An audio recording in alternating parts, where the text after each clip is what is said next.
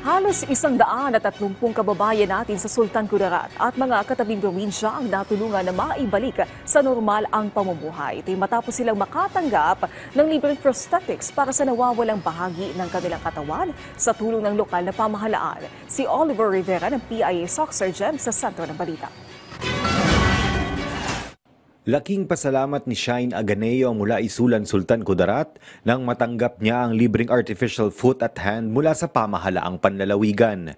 Hindi lang isa, kundi 2 artificial hands at 2 artificial legs ang naipagkaloob sa kanya upang magkaroon ng kakayahang makakilos at makapamuhay ng mas independent. Maraming salamat po sa pagbibigay niyo po ng artificial feet tsaka artificial hand kasi magagamit ko po ito sa paghahanap ng trabaho. Dahil po sa inyo, makakalakad na po ako ng maayos at tsaka hindi na po ako mahiyang lumabas ng bahay. Para naman kay Yong Morcillas, isang PWD mula sa bayan ng Libak, higit pa sa tulong medikal ang hatid ng programang ito.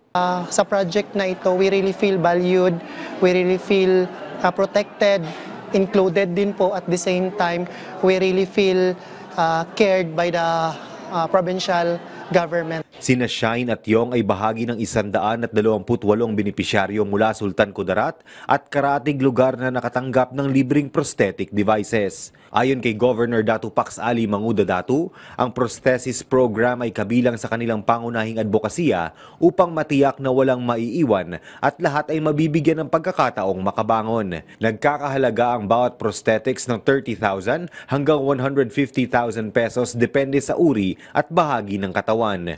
Presyong hindi kayang abutin ng karamihan. Ang programa ay bahagi ng social at health service activities ng 27th Kalimudan Festival at 52nd founding anniversary ng lalawigan. Sa selebrasyong ito, hindi lamang kultura at tradisyon ang ipinapakita, kundi maging ang malinaw na mensahe na ang Sultan Kudarat ay lalawigang patuloy na nagbabago, lumalago at nagbibigay halaga sa bawat mamamayan. Mula dito sa probinsya ng Sultan Kudarat, para sa Integrated State Media, Oliver Rivera ng Philippine Information Agency, SOC Surgeon.